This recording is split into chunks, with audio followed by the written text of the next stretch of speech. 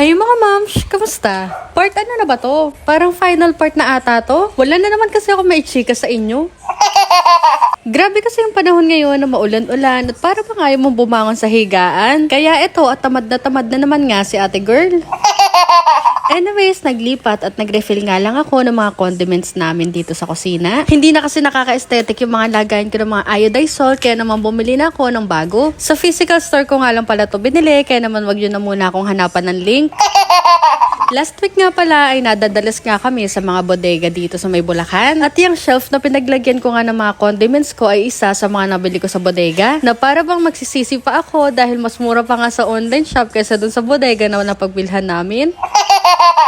Meron naman din kami mga nabili na mas mura pa sa bodega kaysa sa online. Kaya lang bilang affiliate nga si ate girl ay hindi ko na talaga maiwasang mag-compare kung saan ba mas mura. Dito sa online or sa mga physical store. Kaya sa mga nagko-comment na bakit daw ang hilig ko mag-compare ng presyo, ay ate girl, aminin mo, hindi lang ako ang ganyan. Syempre dun tayo sa mas makakatipid ng kahit konti, di ba? Pero kung marami ka naman datuka tayong mga makatipid, ay doon ka sa far away. At sino ba tong babae na to na inaatake na nga daw siya ng UTI ay hala sige ice coffee pa rin daw siya. Tapos mamaya ay magrereklamo na napuyat na naman daw siya kakaihi. Mag-e-emote-emote pa nga daw siya dyan sa may veranda nila, kaya lang ay nagke-hello nga sa kanya si Bebo. Ayan nga at nauna pa nga raw siya sa tinimpla kong kape. Dito na nga kami sa may lapag pumesto dahil hindi talaga ako patatahimikin ng batang ito hanggat hindi kami nagsasaman dalawa. Sobrang clingy nga kasi talaga niyan, lalong-lalo na nga kapag nakikita niya na nagvi-video ako or may ginagawa. Can you show mama happy face? Can you show mama sad face?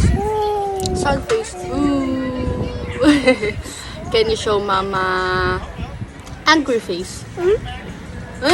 Bakit naman yung angry mo eh? Nakauwi na kasi dada galing trabaho kaya naman andito na ulit kami sa baba. Natatakpan mo yung butas na.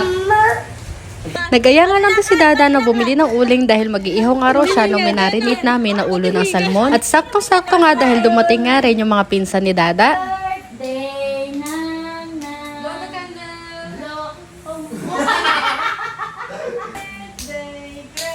Oh, share na nga muna ulit for today. Follow for more.